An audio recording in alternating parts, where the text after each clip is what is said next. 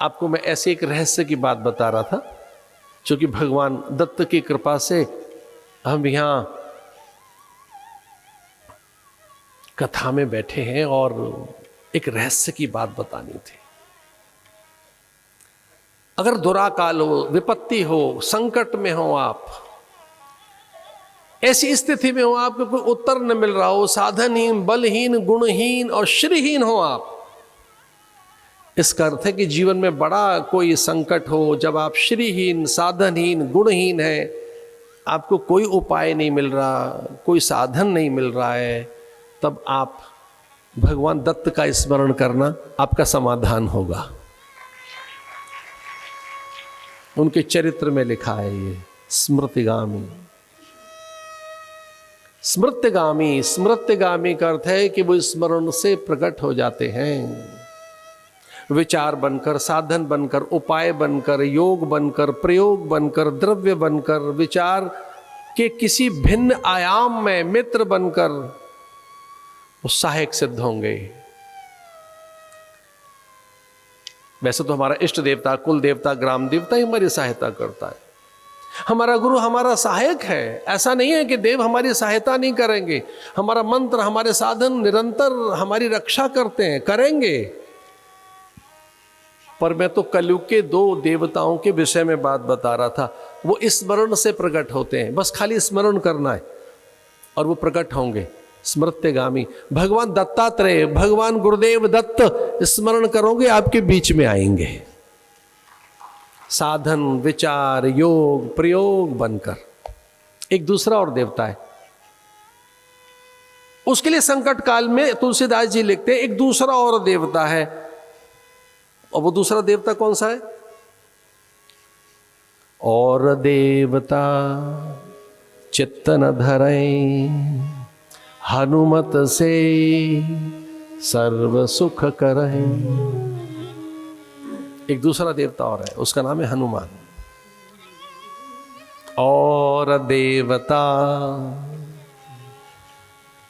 No any other alternative, no ना ना ना, और कहीं ददर मत उलझना। वो कौन है? जय जय जय हनुमान गोसाई, कृपा करो गुरुदेव की नाम।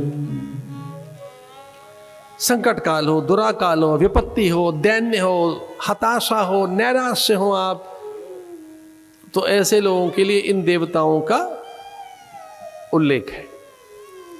वो गुरु बनकर आ जाएंगे, विचार बनकर आ जाएंगे, साधन बनकर आ जाएंगे। स्मृतिगामी है, हनुमान जी आ जाएंगे या देव आ जाएंगे, वो वैसा ही रूप बनाकर आ जाएगा। ऐसे देव वो पराभक्ति, आपने जो सोचा है वही रूप धारण करके आ जाएगा। वो कालिका बन जाएगा, पराम्बा, हनुमान, भैरव, महादेव, या वो भगवान नारायण, या वो बंसुरी वाला, या वो राम जी, वो तो उधार बैठे हैं, आप कैसे चाहोगे वैसे। स्मृतिगामी। महर्षि पतंजलि एक बात कहते हैं, ये उन साधकों के लिए मैं कह रहा हूं जो साधक समाधि अभ्यासी हैं।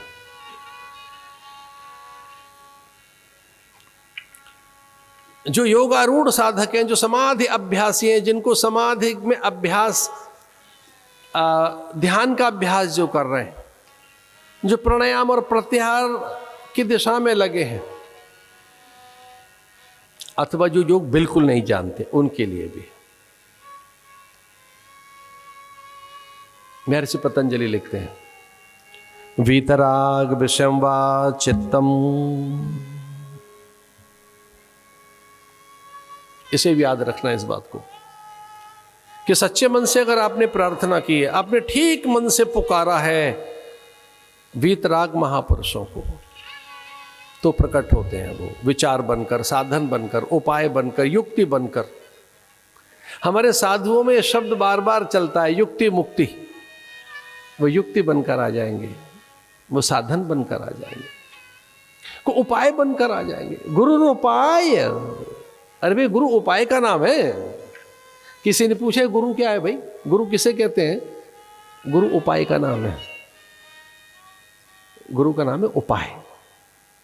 अब ये उपाय कब करता है आदमी? जब निरुपाय हो जाता है। अब कई लोग जाते हैं, जो भविष्य पढ़ने वाले लोग हैं, उनके पास जाते हैं कि जरा हमारा भविष्य पढ़कर देखना।